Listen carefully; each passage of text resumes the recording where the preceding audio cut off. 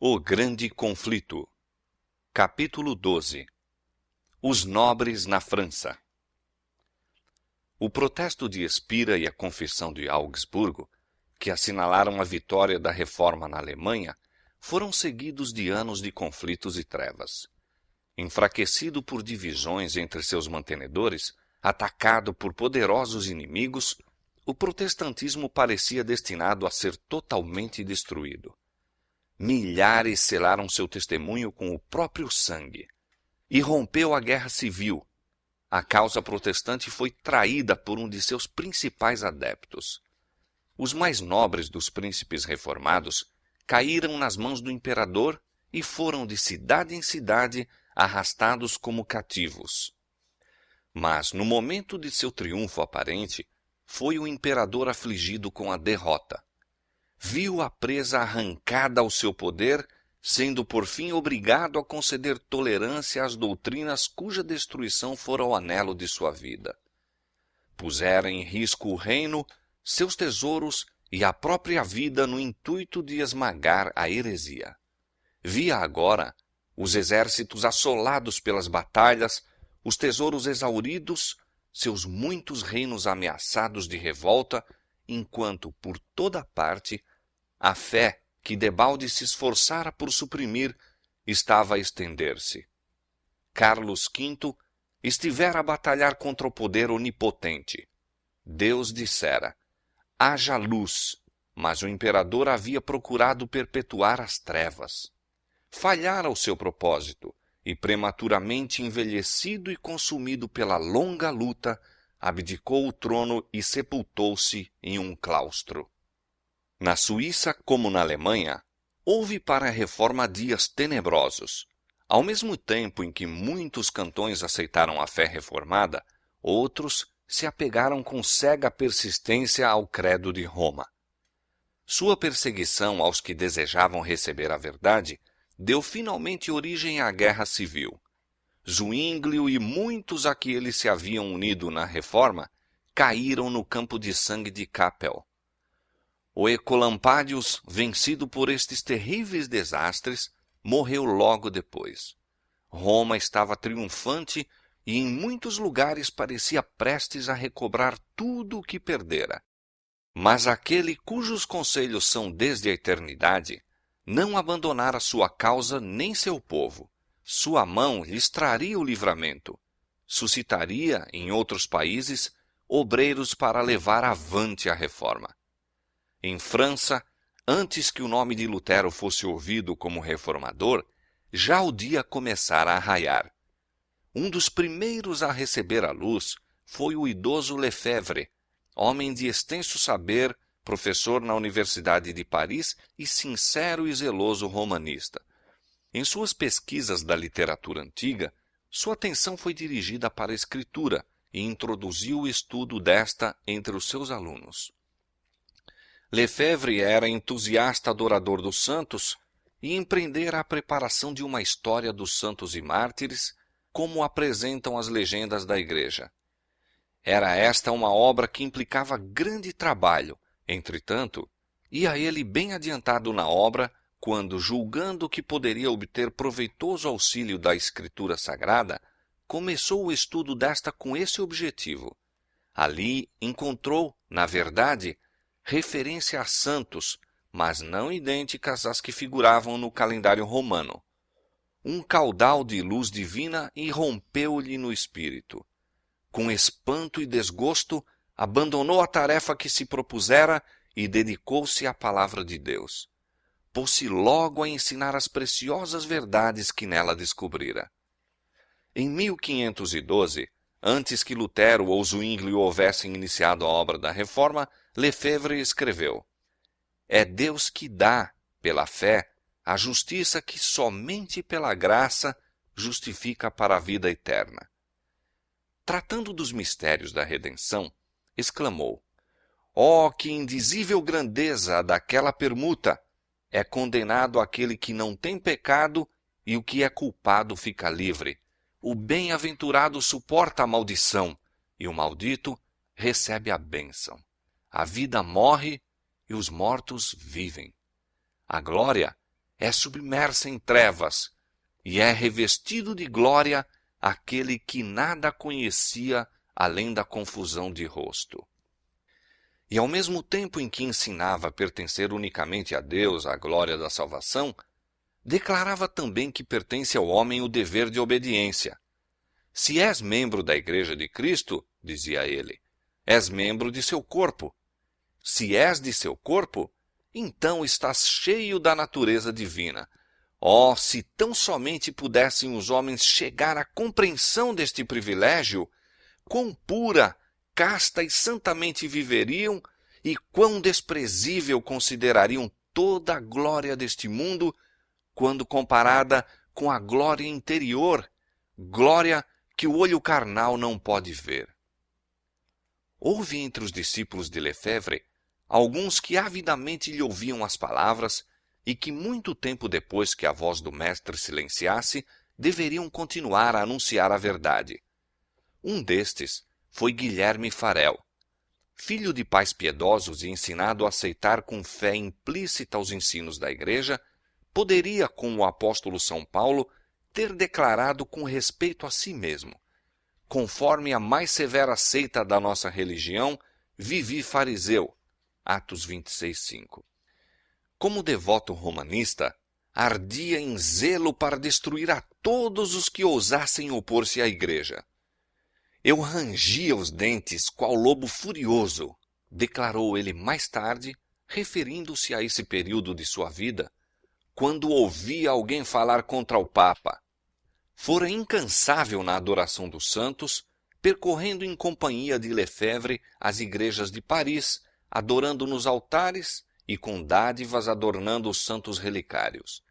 Mas estas observâncias não podiam trazer paz à alma. Fortalecia-se nele a convicção do pecado, a qual todos os atos de penitência que praticava não conseguiam banir. Como se fora a voz do céu, escutou as palavras do reformador: a salvação é de graça. O inocente é condenado e o criminoso absolvido. É unicamente a cruz de Cristo que abre as portas do céu e fecha as do inferno. Farel aceitou alegremente a verdade. Por uma conversão semelhante à de São Paulo, tornou do cativeiro da tradição a liberdade dos filhos de Deus. Em vez de ter o coração assassino de um lobo devorador, voltou tranquilamente, qual cordeiro manso e inofensivo, tendo o coração de todo desviado do Papa e entregue a Jesus Cristo. Enquanto Lefebvre continuava a propagar a luz entre seus discípulos, Farel, tão zeloso na causa de Cristo como fora na do Papa, saiu para anunciar a verdade em público. Um dignitário da igreja, o bispo de Meaux, logo depois a ele se uniu. Outros ensinadores notáveis por sua habilidade e saber, uniram-se à proclamação do Evangelho, conquistando adeptos entre todas as classes, desde os lares dos artífices e camponeses até o Palácio Real. A irmã de Francisco I, o monarca reinante de então, aceitou a fé reformada. O próprio rei e a rainha-mãe pareceram por algum tempo considerá-la com benevolência, e com grandes esperanças os reformadores aguardaram o futuro em que a França seria ganha para o Evangelho. Suas esperanças, porém, não deveriam realizar-se. Provações e perseguições estavam reservadas aos discípulos de Cristo. Isto, entretanto, foi misericordiosamente velado a seus olhos. Houve um tempo de paz para que pudessem ganhar forças a fim de enfrentar a tempestade, e a reforma fez rápidos progressos. O bispo de Meaux trabalhou zelosamente em sua própria diocese para instruir tanto o clero como o povo.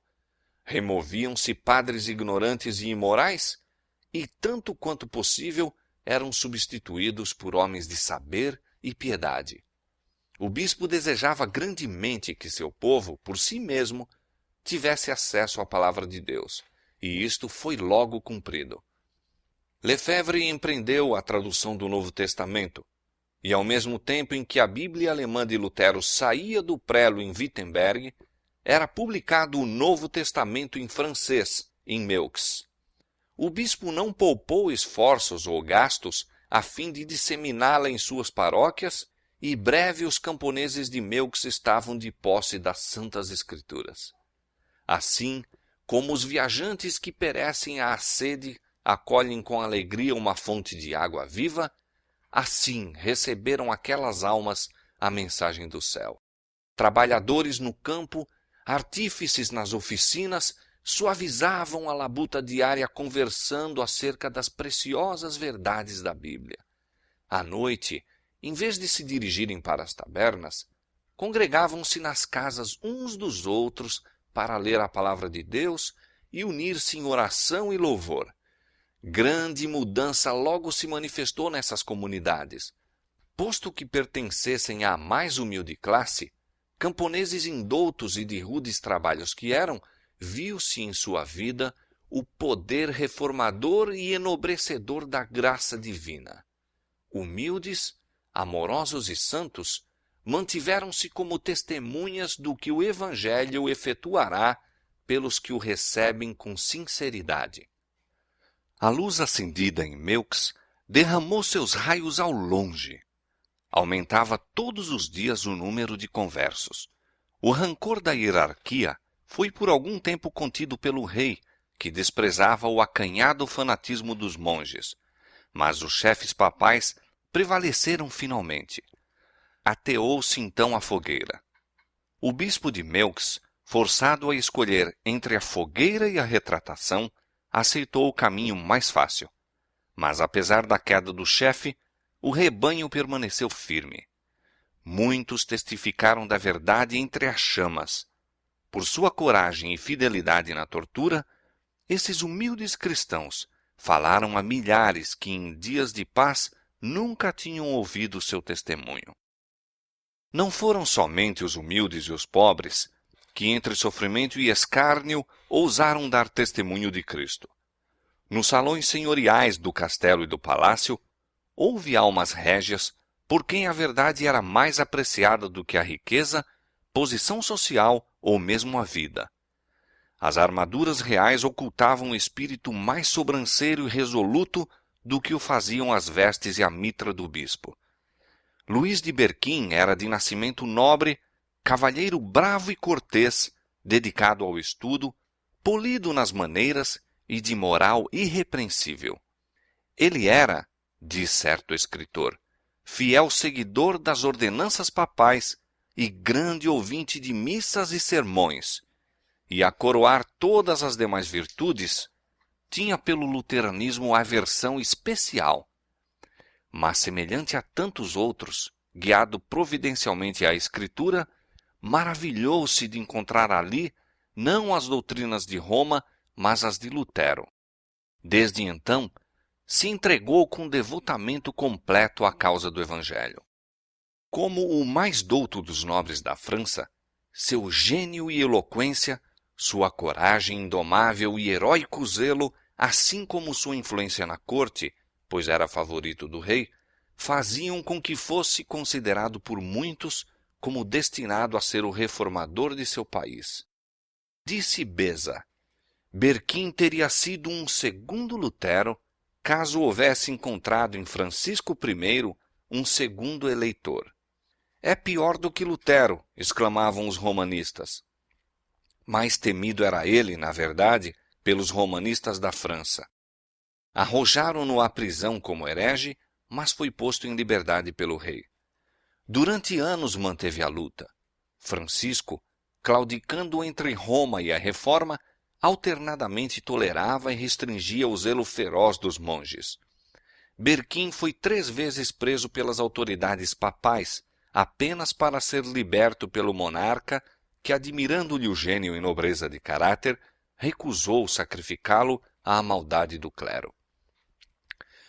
Foi Berquim repetidas vezes avisado do perigo que o ameaçava na França, e com ele instou-se para que seguisse os passos dos que haviam encontrado segurança no exílio voluntário. O tímido Erasmo, subserviente às circunstâncias de seu tempo e a quem, com todo o esplendor de sua erudição, faltava aquela grandeza moral que mantém a vida e a honra a serviço da verdade, escreveu a Berquim: pede para seres enviado como embaixadora a algum país estrangeiro. Vai viajar na Alemanha. Conheces Beda e outros como ele. É um monstro de 1000 cabeças, lançando veneno por todos os lados. Teus inimigos se contam por legiões. Fosse a tua causa melhor do que a de Jesus Cristo, e não te deixariam ir antes de te haverem miseravelmente destruído. Não confies na proteção do rei. Seja como for, não me comprometas com a faculdade de teologia. Mas, intensificando-se os perigos, o zelo de Berquim apenas se tornou mais forte. Assim, longe de adotar o expediente egoísta sugerido por Erasmo, decidiu-se a medidas ainda mais ousadas. Não somente permaneceria na defesa da verdade, mas atacaria o erro. A acusação de heresia que os romanistas estavam procurando firmar contra ele, volvê-la-ia contra eles próprios. Os mais ativos e cruéis de seus oponentes eram os ilustrados doutores e monges do departamento teológico da grande Universidade de Paris, uma das mais elevadas autoridades eclesiásticas tanto da cidade como da nação. Dos escritos desses doutores, Berquim tirou 12 proposições que publicamente declarou em oposição à Bíblia e heréticas e apelou para o rei no sentido de agir como juiz na controvérsia. Não repugnando ao monarca por em contraste a força e agudeza dos campeões rivais, e contente com a oportunidade de humilhar o orgulho dos altivos monges, mandou aos romanistas que defendessem sua causa pela Escritura Sagrada. Esta arma, bem o sabiam, pouco lhes adiantaria. A prisão, a tortura e a fogueira eram as armas que melhor sabiam manejar. Agora, a situação estava invertida e viam-se prestes a cair no fosso em que haviam esperado submergir Berquim.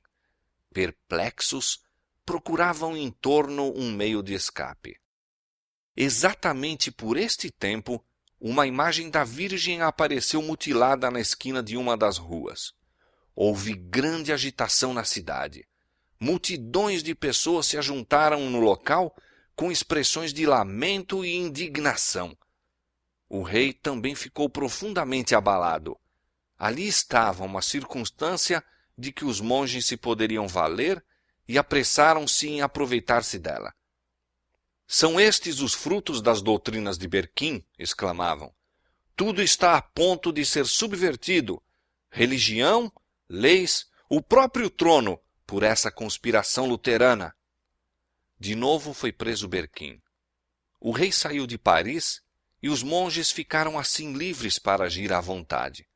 O reformador foi julgado e condenado à morte, e receosos de que Francisco mesmo então se interpusesse para salvá-lo, a sentença foi executada no próprio dia em que fora pronunciada. Ao meio-dia, Berquim foi conduzido ao lugar fatal. Imensa multidão se reunira para testemunhar o acontecimento, e ali estavam muitos que viram com espanto e temor que a vítima fora escolhida dentre as melhores, mais valorosas e nobres famílias da França. Espanto, ira, escárnio e ódio fidalgal entenebreciam o rosto daquela multidão agitada. Mas sobre um único semblante nenhuma sombra pairava. Os pensamentos do mártir estavam longe daquela cena de tumulto. Estava cônscio apenas da presença de seu senhor. O hediondo carro enlameado em que ia, o rosto carregado de seus perseguidores, a morte terrível para a qual caminhava, não os tomava ele em consideração. Estava a seu lado aquele que vive e foi morto, e vivo estará para sempre, e tem as chaves da morte e do inferno. O semblante de Berquim estava radiante como a luz e paz do céu. Vestira trajes festivos, usando uma capa de veludo, um gibão de cetim e damasco e meias douradas. Ele estava para testificar de sua fé na presença do Rei dos Reis e do universo que assistia à cena, e nenhum sinal de lamento lhe devia empanar a alegria.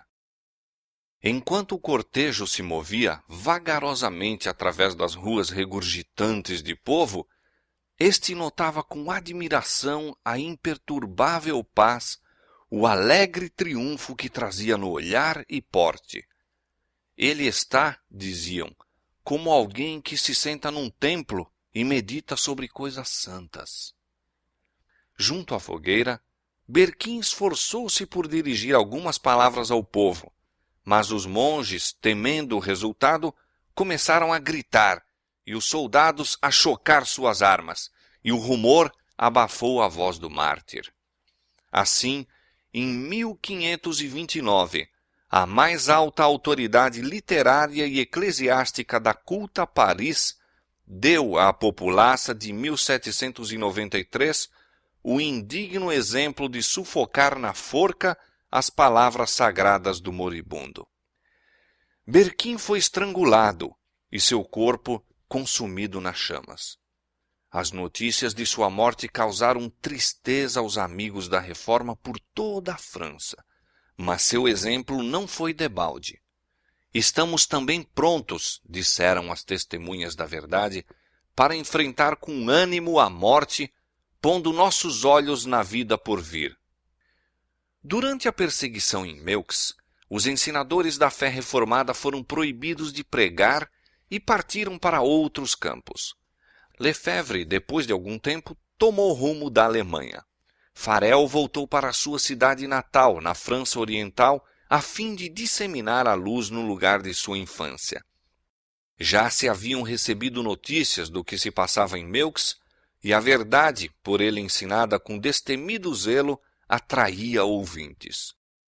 Levantaram-se logo as autoridades para fazê-lo silenciar, sendo ele banido da cidade. Posto que não mais pudesse trabalhar publicamente, atravessou as planícies e aldeias, ensinando nas casas particulares, nos prados isolados, encontrando abrigo nas florestas e entre as cavernas rochosas que haviam sido sua guarida nos tempos de rapaz. Deus os estava preparando para maiores provas.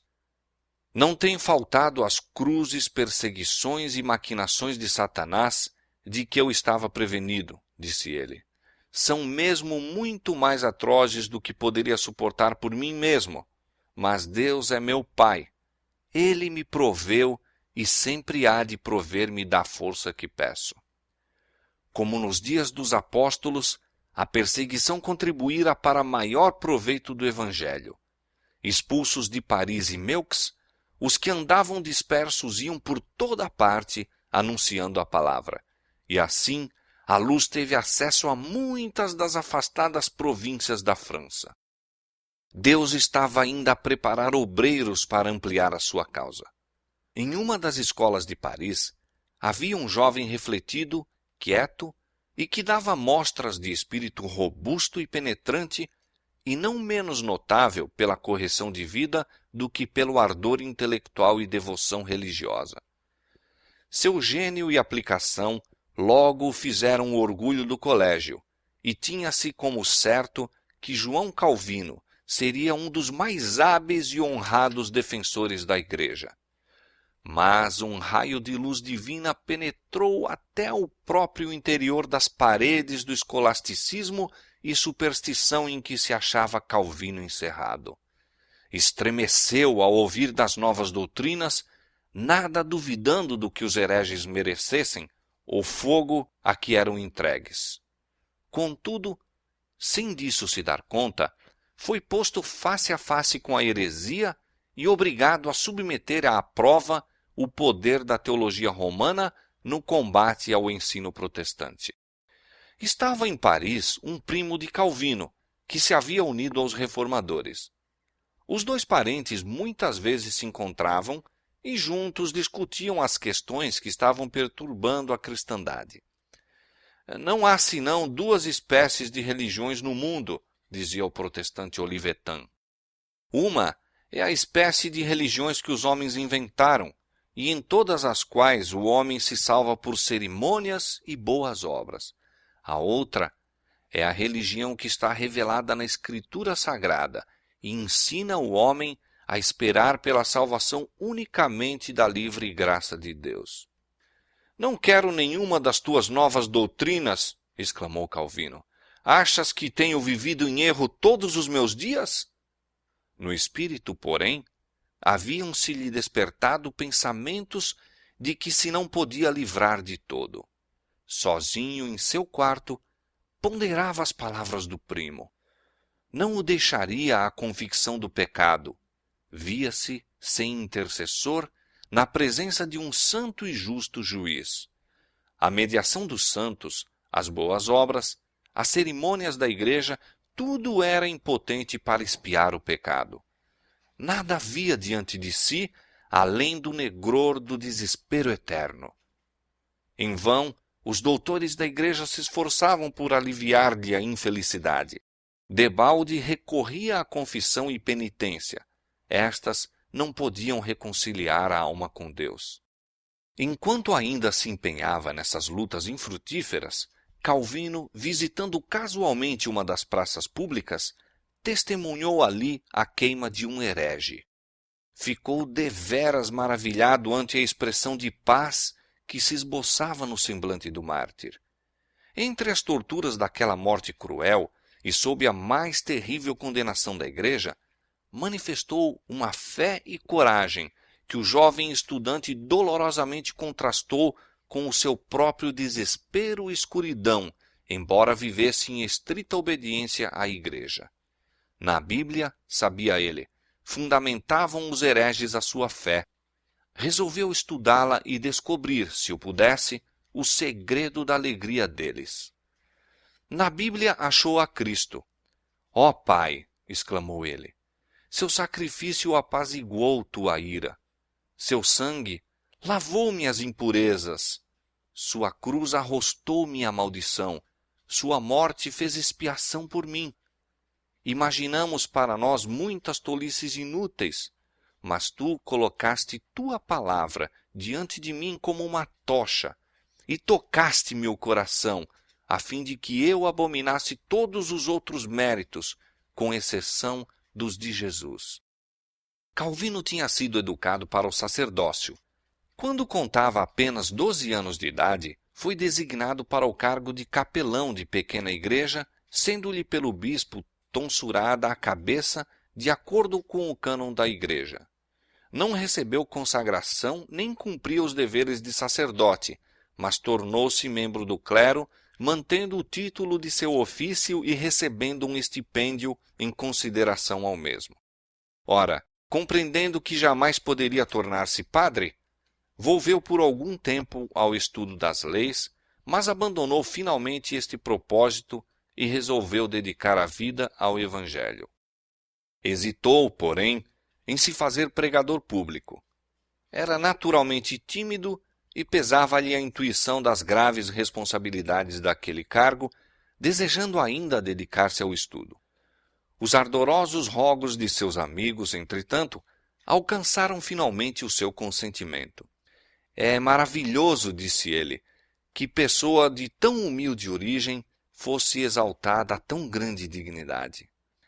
Calmamente deu Calvino início à sua obra, e suas palavras foram como o orvalho que caía para refrigerar a terra.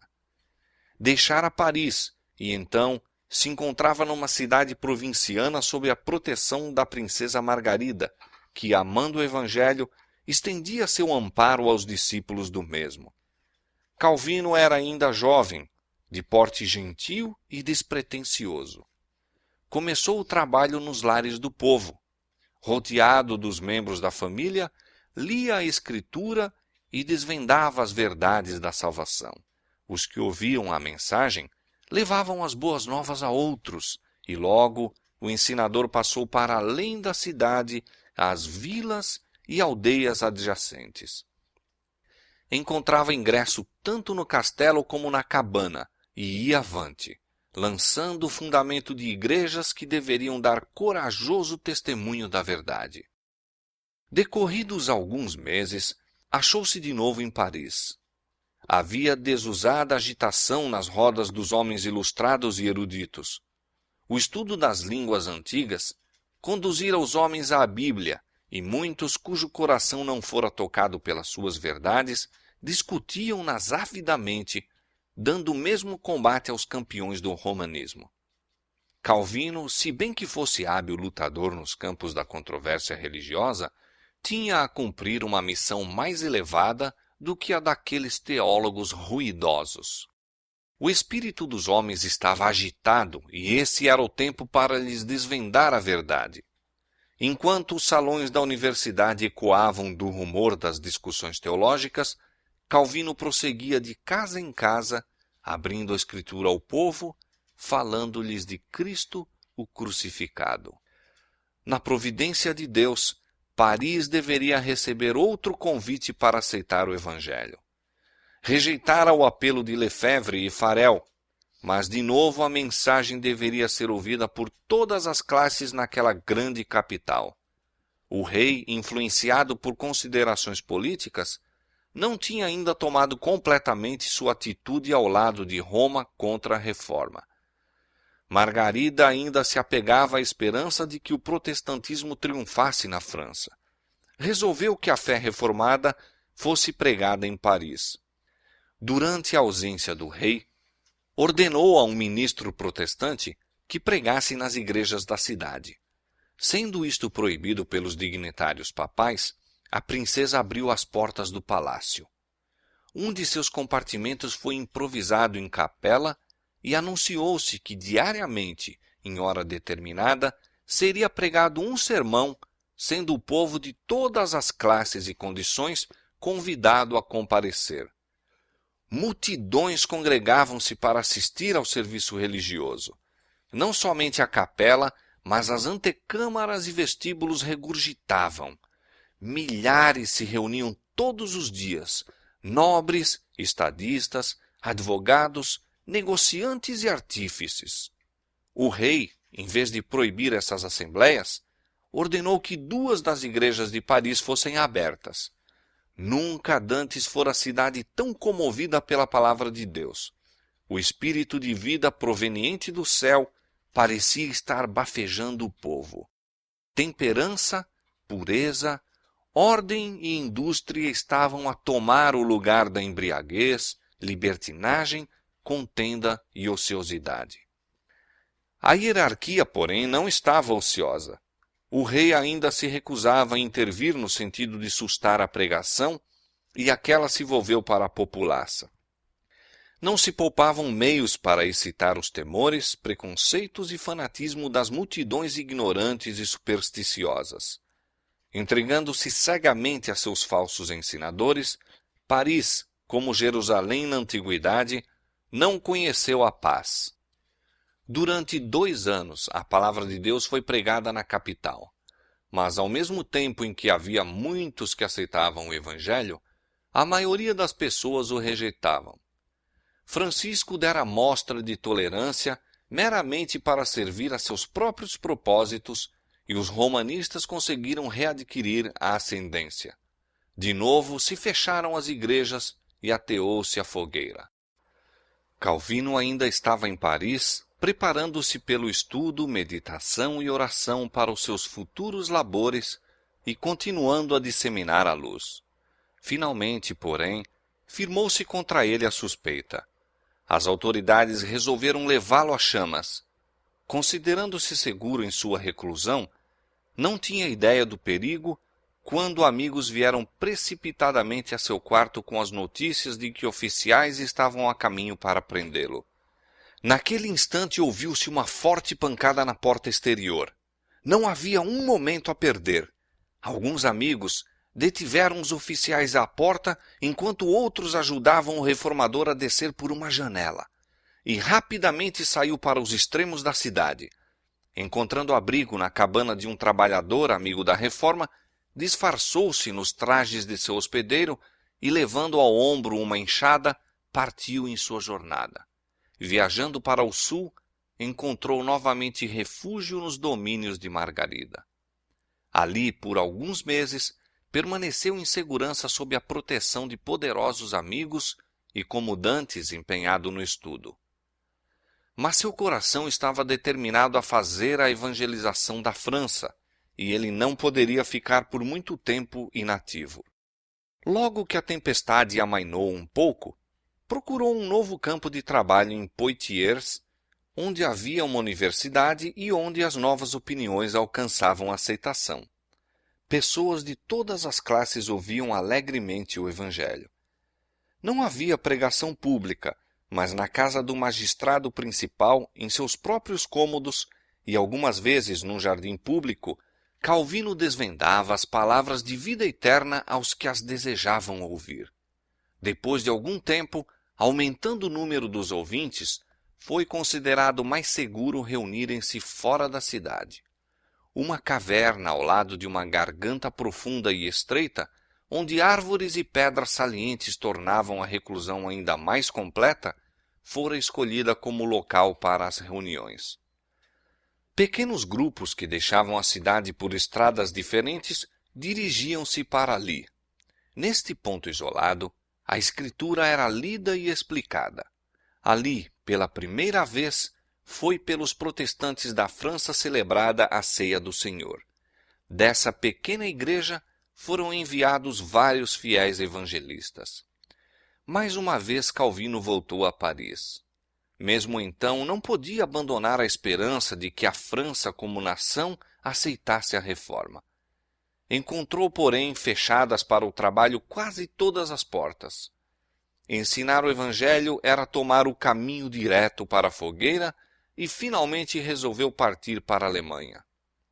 Apenas deixara a França quando irrompeu sobre os protestantes uma tempestade que certamente o teria envolvido na ruína geral caso houvesse ele permanecido. Os reformadores franceses, ansiosos por ver seu país acompanhar a Alemanha e a Suíça, decidiram-se a desferir contra a superstição de Roma um golpe audaz que despertaria a nação inteira. De conformidade com isto, em uma noite foram afixados por toda a França cartazes que atacavam a missa. Em vez de promover a reforma, este movimento zeloso, mas mal interpretado, acarretou ruína, não somente para seus propagadores, mas também para os amigos da fé reformada na França inteira. Deu aos romanistas o que havia muito desejavam, um pretexto para pedirem a destruição completa dos hereges como agitadores perigosos à estabilidade do trono e da paz da nação. Por alguma mão secreta, se a de um amigo imprudente ou a de um ardiloso adversário nunca se soube, um dos cartazes foi colocado à porta do quarto particular do rei. O monarca encheu-se de horror. Naquele papel eram atacadas sem reserva superstições que haviam recebido a veneração dos séculos, e a audácia, sem precedentes, de introduzir à presença real estas asserções claras e surpreendentes, suscitou a ira do rei. Em espanto, ficou ele por um pouco de tempo a tremer e com a voz embargada. Então sua raiva encontrou expressão nestas terríveis palavras: sejam sem distinção agarrados todos os que são suspeitos de luteranismo. Exterminá-los-ei a todos. Estava lançada a sorte. O rei se decidira a pôr-se completamente do lado de Roma. De pronto, foram tomadas medidas para a prisão de todos os luteranos em Paris. Um pobre artífice, adepto da fé reformada, que se havia acostumado a convocar os crentes para suas assembleias secretas, foi agarrado e, sob ameaça de morte instantânea na fogueira, ordenou-se-lhe conduzir o emissário papal à casa de todos os protestantes na cidade. Ele estremeceu de horror ante a vil proposta, mas, finalmente, o medo das chamas prevaleceu e concordou em se fazer traidor dos irmãos. Precedido da hóstia e rodeado de um séquito de padres, incensadores, monges e soldados, Morim, agente policial do rei, com o traidor, vagarosa e silenciosamente passaram pelas ruas da cidade. Aquela demonstração era ostensivamente em honra ao Santo Sacramento, um ato de expiação pelo insulto feito pelos protestantes à missa. Mas, por sob aquele espetáculo, escondia-se um propósito mortal. Chegado de fronte da casa de um luterano, o traidor fazia um sinal, mas nenhuma palavra era proferida. O cortejo fazia alto, entravam na casa, a família era arrastada e acorrentada, e o terrível séquito prosseguia em procura de novas vítimas. Não poupavam casa, grande ou pequena, nem mesmo os colégios da Universidade de Paris. Morin fez abalar toda a cidade. Era o reinado do terror. As vítimas foram mortas com tortura cruel, sendo ordenado especialmente que o fogo fosse abaixado a fim de prolongar-lhes a agonia. Morreram, porém, como vencedores. Sua constância foi inabalável, imperturbada a sua paz. Os perseguidores, impotentes para abalar-lhes a inflexível firmeza, sentiram-se derrotados. Os cadafalsos foram distribuídos por todos os bairros de Paris e as fogueiras arderam durante dias sucessivos no intuito de, espalhando as execuções, espalhar o terror da heresia. A vantagem, entretanto, ficou afinal com o Evangelho. Toda Paris habilitou-se a ver que espécie de homens as novas opiniões produziram. Não havia púlpito como a fogueira do mártir.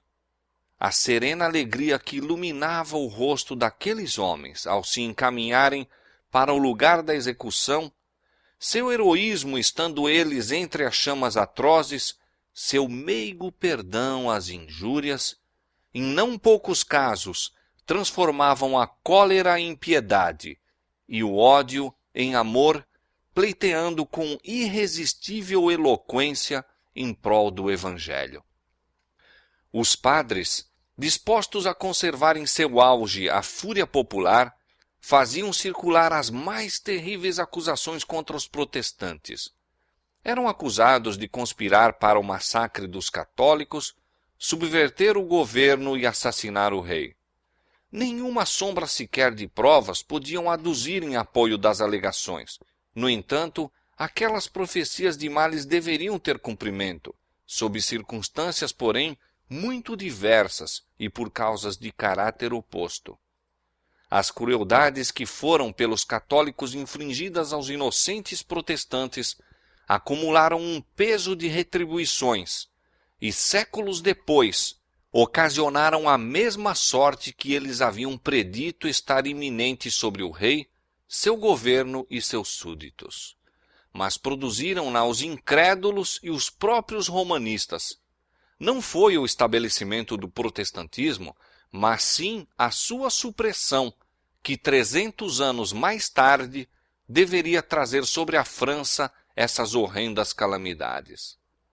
Suspeita, desconfiança e terror invadiam agora todas as classes da sociedade.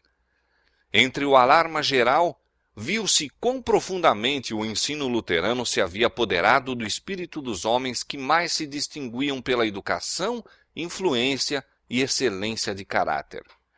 Cargos de confiança e honra foram subitamente encontrados vagos.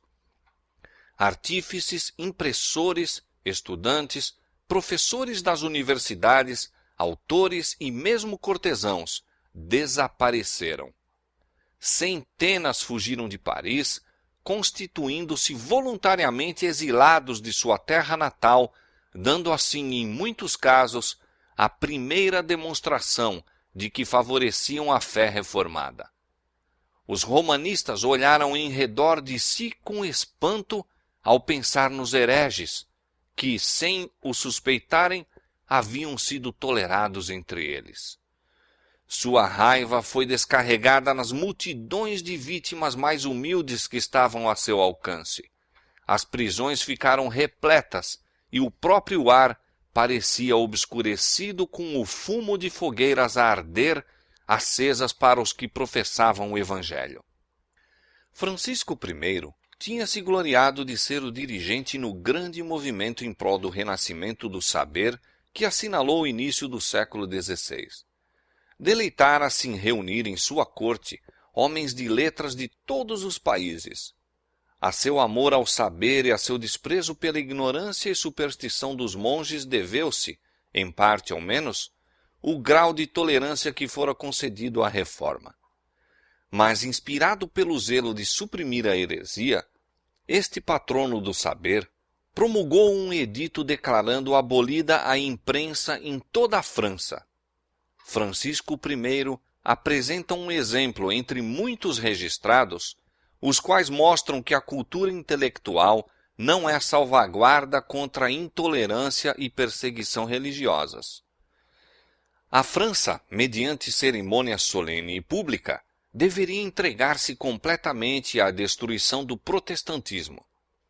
Os padres exigiram que a afronta feita aos altos céus, com a condenação da missa, fosse expiada com sangue e que o rei, em favor de seu povo, desse publicamente sua sanção à medonha obra.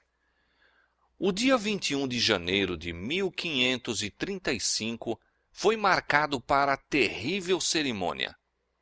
Haviam sido suscitados os supersticiosos temores e ódio fanático da nação inteira. Paris estava repleta de multidões que de todos os territórios circunjacentes enchiam suas ruas. Deveria iniciar-se o dia por meio de uma vasta e imponente procissão. Das casas ao longo do itinerário pendiam panos de luto e erguiam-se altares a intervalos. Diante de cada porta havia uma tocha acesa em honra ao Santo Sacramento. Antes de raiar o dia, formou-se a procissão no Palácio do Rei. Primeiramente vinham as bandeiras e cruzes das várias paróquias. A seguir, apareciam os cidadãos, caminhando 2 a 2 e levando tochas. Vinham, então, as 4 ordens de frades, cada qual em seus trajes peculiares. Seguia a vasta coleção de famosas relíquias. Após, cavalgavam senhorilmente eclesiásticos em suas vestes de púrpura e escarlate e com adornos de joias, uma exibição magnífica e resplandecente. A hóstia era levada pelo bispo de Paris sob magnificente pálio, carregado por 4 príncipes de sangue. Em seguida à hóstia caminhava o rei. Francisco I, naquele dia, não levava coroa nem vestes de estado. Com a cabeça descoberta, olhos fixos no chão, na mão um círio aceso, o rei da França aparecia em caráter de penitente. Em cada altar, ele se curvava em humilhação, não pelos vícios que lhe aviltavam a alma, nem pelo sangue inocente que lhe manchava as mãos, mas pelo pecado mortal de seus súditos que tinham ousado condenar a missa. Seguindo-se a ele, vinham a rainha e os dignitários do Estado, caminhando também 2 a 2, cada um com uma tocha acesa. Como parte das cerimônias do dia, o próprio monarca discursou aos altos oficiais do reino no grande salão do palácio do bispo. Com semblante triste apareceu perante eles e com palavras de eloquência comovedora deplorou o crime, a blasfêmia, o tempo de tristeza e desgraça que sobrevieram à nação. E apelou para todo súdito leal a que auxiliasse na extirpação da pestilente heresia que ameaçava de ruína a França. Tão verdadeiramente, senhores, como eu sou o vosso rei, disse ele, se eu soubesse estar um dos meus próprios membros manchado ou infectado com esta detestável podridão, eu o daria para que vós o cortasseis, e demais, se visse um de meus filhos contaminado por ela, não o pouparia. Eu mesmo o entregaria e sacrificaria a Deus. As lágrimas abafaram-lhe as palavras, e toda a assembleia chorou, exclamando em uníssono: Viveremos e morreremos pela religião católica. Terríveis se tornaram as trevas da nação que rejeitara a luz da verdade. A graça que traz a salvação havia aparecido, mas a França, depois de lhe contemplar o poder e santidade, depois de milhares terem sido atraídos por sua divina beleza, depois de cidades e aldeias terem sido iluminadas por seu fulgor, desviou-se, preferindo as trevas à luz. Haviam repudiado o dom celestial quando este lhes foi oferecido. Tinham chamado ao mal bem e ao bem mal, até serem vítimas voluntárias do próprio engano. Agora, ainda que efetivamente crescem que perseguindo ao povo de Deus estavam fazendo a obra divina, sua sinceridade não os inocentava. A luz que os teria salvo do engano, da mancha de sua alma pelo crime de sangue, haviam-na voluntariamente rejeitado. Um juramento solene para extirpar a heresia foi feito na grande catedral onde, quase 3 séculos mais tarde, a deusa da razão deveria ser entronizada por uma nação que se tinha esquecido do Deus vivo. Novamente se formou a procissão e os representantes da França apresentaram-se a iniciar a obra que haviam jurado fazer. A pequenas distâncias haviam-se erguido cadafalsos, nos quais certos cristãos protestantes deveriam ser queimados vivos, e arranjaram para que as fogueiras fossem acesas no momento em que o rei se aproximasse e a procissão fizesse alto para testemunhar a execução. As minúcias das torturas suportadas por aquelas testemunhas de Cristo são demasiado dilacerantes para serem descritas. Não houve, porém, vacilação por parte das vítimas. Exigindo-se-lhe retratar-se, um respondeu: creio unicamente no que os profetas e apóstolos anteriores pregaram, e no que creu toda a multidão dos santos. Minha fé tem uma confiança em Deus que resistirá a todos os poderes do inferno. Repetidas vezes, a procissão fazia alto nos lugares de tortura. Atingindo seu ponto de partida, no Palácio Real, a multidão dispersou-se, e o rei e os prelados retiraram-se, satisfeitos com as realizações do dia e exprimindo o desejo de que a obra, ora iniciada, continuasse até a completa destruição da heresia. O evangelho da paz que a França rejeitara havia de ser efetivamente desarraigado e terríveis seriam os resultados. No dia 21 de janeiro de 1793, a 258 anos do próprio dia em que a França se entregara inteiramente à perseguição dos reformadores, passou pelas ruas de Paris outra procissão, com um intuito muito diferente. De novo, era o rei a figura principal. Novamente havia tumultos e aclamações.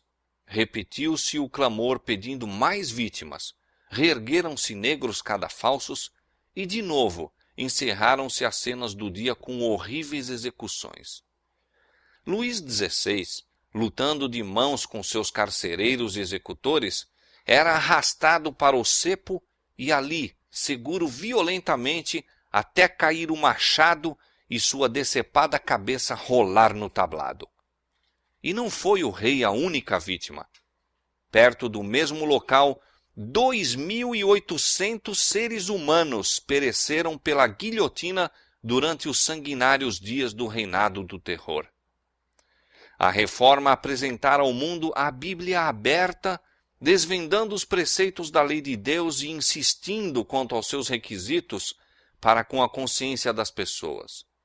O amor infinito manifestara aos homens os estatutos e princípios do céu.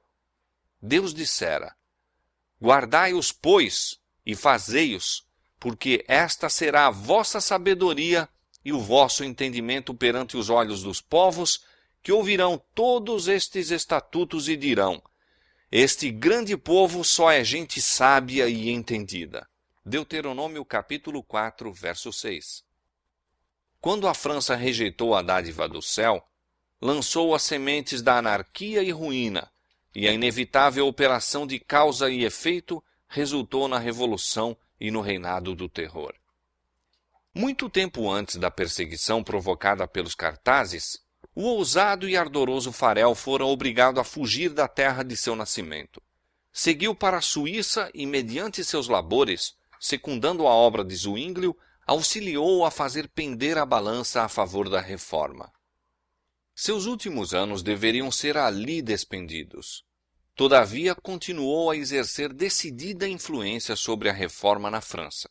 Durante os primeiros anos de exílio, seus esforços foram especialmente dirigidos no sentido de propagar o Evangelho em seu país natal. Empregou tempo considerável para a pregação entre seus compatriotas próximo da fronteira, onde com incansável vigilância observava o conflito e auxiliava com suas palavras de animação e conselho. Com o auxílio de outros exilados, os escritos dos reformadores alemães foram traduzidos para a língua francesa juntamente com a Bíblia em francês, impressos em grande quantidade. Por colportores foram estas obras extensamente vendidas na França. Eram fornecidas aos colportores por um preço baixo, e assim os lucros do trabalho os habilitavam a continuar. Farel entrou para o seu trabalho na Suíça com as humildes vestes de mestre-escola. Dirigindo-se a uma paróquia afastada, dedicou-se à instrução das crianças. Além das matérias usuais de ensino, cautelosamente introduziu as verdades da Escritura, esperando atingir os pais mediante as crianças. Alguns houve que creram, mas os padres se apresentaram para deter o trabalho, e o supersticioso povo do campo ergueu-se para se opor ao mesmo.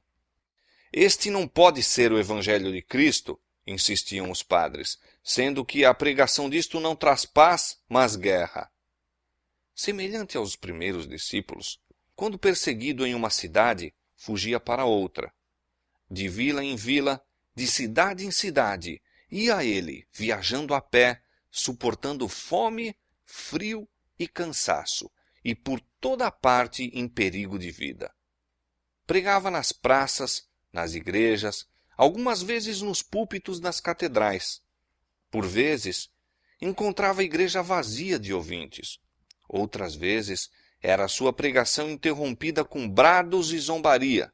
Outras, ainda, era com violência arrancado do púlpito.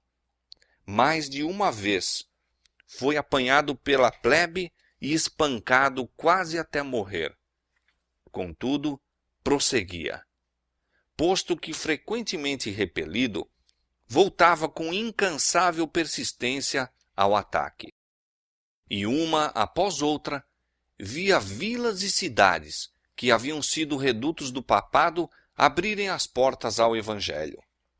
A pequena paróquia em que a princípio trabalhara logo aceitou a fé reformada. As cidades de Morat e Neuchâtel também renunciaram aos ritos romanos, removendo de suas igrejas as imagens idolátricas. Farel havia muito desejara implantar as normas protestantes em Genebra. Se essa cidade pudesse ser ganha, seria um centro para a reforma na França, na Suíça e na Itália. Com este objetivo diante de si, continuou com seus trabalhos até que foram ganhas muitas das cidades e aldeias circunjacentes. Então, com um único companheiro, entrou em Genebra, mas foi-lhe permitido pregar apenas 2 sermões. Os padres, tendo-se vãmente esforçado por conseguir sua condenação pelas autoridades civis, chamaram-no perante um concílio eclesiástico, ao qual chegaram com armas escondidas debaixo das vestes, decididos a tirar-lhe a vida. Fora do salão da Assembleia, reuniu-se uma populaça furiosa, com clavas e espadas, para garantir a sua morte caso conseguisse escapar do concílio. A presença dos magistrados e de uma força armada, entretanto, salvou-o. Cedo, na manhã seguinte, foi com seu companheiro conduzido através do lago para um lugar de segurança. Assim, terminou seu primeiro esforço para evangelizar Genebra. Para a próxima prova foi escolhido um instrumento mais humilde. Um jovem tão modesto na aparência que foi tratado friamente mesmo pelos professos amigos da Reforma. Mas que poderia ele fazer onde Farel havia sido rejeitado? Como poderia alguém de pouca experiência e coragem resistir à tempestade diante da qual os mais fortes e bravos haviam sido obrigados a fugir?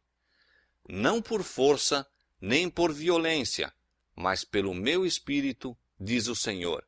Zacarias capítulo 4, verso 6. Deus escolheu as coisas fracas deste mundo para confundir as fortes, porque a loucura de Deus é mais sábia do que os homens, e a fraqueza de Deus é mais forte do que os homens. Froment iniciou seu trabalho como mestre-escola. As verdades que na escola ensinava às crianças, estas repetiam em casa. Logo, os pais foram ouvir a explicação da Bíblia até que a sala de aulas se encheu de atentos ouvintes. Novos testamentos e folhetos foram livremente distribuídos e atingiram a muitos que não ousavam ir abertamente ouvir as novas doutrinas. Depois de algum tempo, este obreiro foi também obrigado a fugir. Mas as verdades que ensinara tinham tomado posse do espírito das pessoas. A reforma fora implantada e continuou a se fortalecer e estabelecer-se. Os pregadores voltaram e, mediante seus trabalhos, o culto protestante foi finalmente estabelecido em Genebra. A cidade já se havia declarado pela reforma quando Calvino, depois de vagueações e vicissitudes várias, entrou por suas portas. Voltando de sua última visita à terra natal, estava a caminho de Basileia, quando, encontrando a estrada direta ocupada pelos exércitos de Carlos V, foi obrigado a tomar um desvio por Genebra. Nessa visita, Farel reconheceu a mão de Deus. Posto que Genebra houvesse aceitado a fé reformada, precisava ainda ser ali efetuada uma grande obra.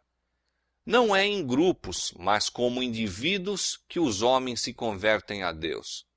A obra de regeneração deve ser realizada no coração e consciência pelo poder do Espírito Santo e não pelos decretos dos concílios. Ao passo que o povo de Genebra repelia a autoridade de Roma, não se mostrava tão pronto para renunciar aos vícios que haviam florescido sob o seu domínio. Estabelecer ali os puros princípios do Evangelho e preparar esse povo para preencher dignamente a posição a que a providência parecia chamá-los não era fácil tarefa. Farel confiava em que houvesse encontrado em Calvino a pessoa que o pudesse assistir naquela obra. Em nome de Deus, conjurou solenemente o jovem evangelista a que ficasse e ali trabalhasse. Calvino recuou, alarmado.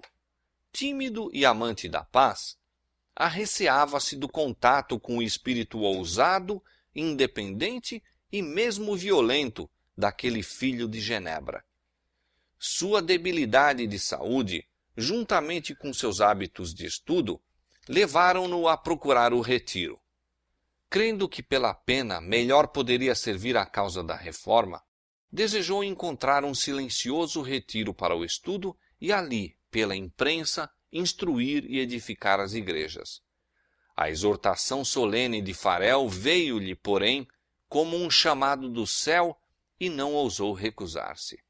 Parecia-lhe, disse ele, que a mão de Deus estivesse estendida do céu, tomando-o e fixando-o irrevogavelmente no lugar que ele estava tão impaciente por deixar. Por aquele tempo, grandes perigos cercavam a causa protestante. Os anátemas do Papa trovejavam contra Genebra e poderosas nações ameaçavam-na de destruição. Como poderia esta pequena cidade resistir à potente hierarquia que tantas vezes obrigara reis e imperadores à submissão?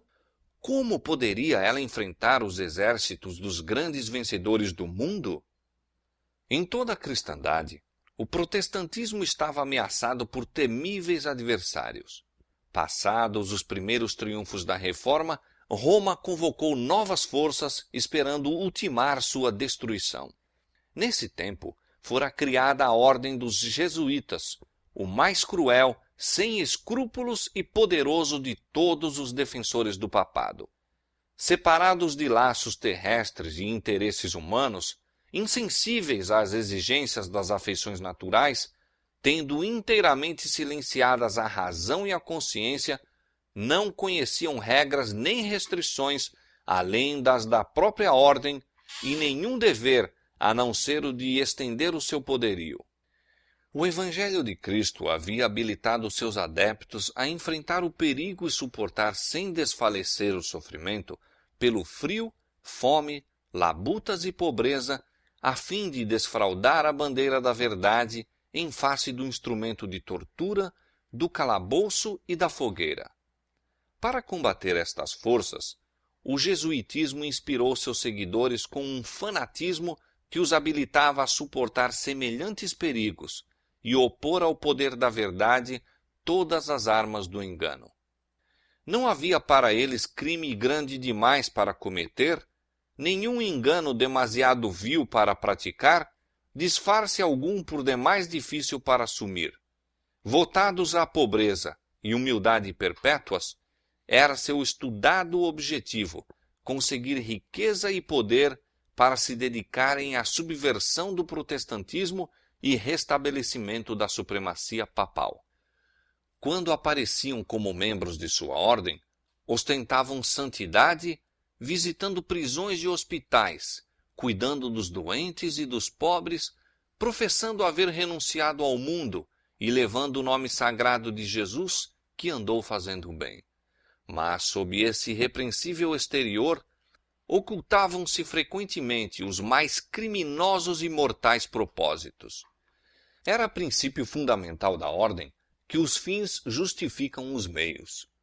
Por este código, a mentira, o roubo, o perjúrio, o assassínio não somente eram perdoáveis, mas recomendáveis quando serviam aos interesses da Igreja. Sob vários disfarces, os jesuítas abriam caminho aos cargos do governo, subindo até conselheiros dos reis e moldando a política das nações. Tornavam-se servos para agirem como espias de seus senhores. Estabeleciam colégios para os filhos dos príncipes e nobres e escolas para o povo comum, e os filhos de pais protestantes eram impelidos à observância dos ritos papais. Toda a pompa e ostentação exterior do culto romano eram levadas a efeito a fim de confundir a mente e deslumbrar e cativar a imaginação. E assim, a liberdade pela qual os pais tinham labutado e derramado seu sangue era traída pelos filhos. Os jesuítas rapidamente se espalharam pela Europa e, aonde quer que iam, eram seguidos de uma revivificação do papado. Para lhes dar maior poder, foi promulgada uma bula restabelecendo a Inquisição. Apesar da aversão geral com que era considerado, mesmo nos países católicos, este horrível tribunal foi novamente estabelecido pelos chefes papais e atrocidades demasiado terríveis para suportar a luz do dia foram repetidas em suas masmorras secretas. Em muitos países, milhares e milhares da própria flor da nação, dos mais puros e nobres, dos mais intelectuais e altamente educados, piedosos e devotados pastores, cidadãos operosos e patrióticos, brilhantes e sábios, artistas talentosos, hábeis artífices, foram mortos ou obrigados a fugir para outros países. Tais foram os meios que Roma invocara a fim de apagar a luz da reforma para retirar dos homens a Bíblia e restabelecer a ignorância e a superstição da Idade Média. Mas, sob a bênção de Deus e os trabalhos daqueles nobres homens que ele suscitara a fim de suceder a Lutero, o protestantismo não foi esfacelado. Não lhe seria preciso dever a sua força ao favor ou às armas dos príncipes. Os menores países, as mais humildes e menos poderosas nações, tornaram-se o seu baluarte. Foi a pequena Genebra, em meio de poderosos adversários a tramarem sua destruição. Foi a Holanda em suas praias arenosas junto ao Mar do Norte, combatendo contra a tirania da Espanha, então o maior e mais opulento dos reinos. foi a gelada e estéril Suécia que ganharam vitórias em prol da reforma. Durante quase 30 anos, Calvino trabalhou em Genebra, primeiramente para estabelecer ali uma igreja que aderisse à moralidade da Bíblia e depois em prol do avançamento da reforma pela Europa toda. Sua conduta como dirigente público não era irrepreensível, tampouco eram suas doutrinas destituídas de erro, mas foi instrumento na promulgação de verdades que eram de importância especial em seu tempo, na manutenção de princípios do protestantismo contra a maré do papado que rapidamente refluía, e na promoção da simplicidade e pureza de vida nas igrejas reformadas, em lugar do orgulho e corrupção favorecidos pelo ensino romanista. De Genebra saíram publicações e ensinadores para disseminar as doutrinas reformadas. Daquele ponto, os perseguidos de todos os países esperavam instrução, conselho e animação. A cidade de Calvino tornou-se um refúgio para os acossados reformadores de toda a Europa Ocidental. Fugindo das terríveis tempestades que duraram séculos, chegavam os foragidos às portas de Genebra. Famintos, feridos, despojados de lar e parentes, eram afetuosamente recebidos e tratados com ternura. E encontrando ali um lar, por meio de sua habilidade, saber e piedade, abençoavam a cidade de sua adoção. Muitos que ali buscaram refúgio, voltaram a seu próprio país para resistir à tirania de Roma. João Knox, o bravo reformador escocês, não poucos dos puritanos ingleses, protestantes da Holanda e da Espanha, e os huguenotes da França, levaram de Genebra o archote da verdade para iluminar as trevas de seu país natal.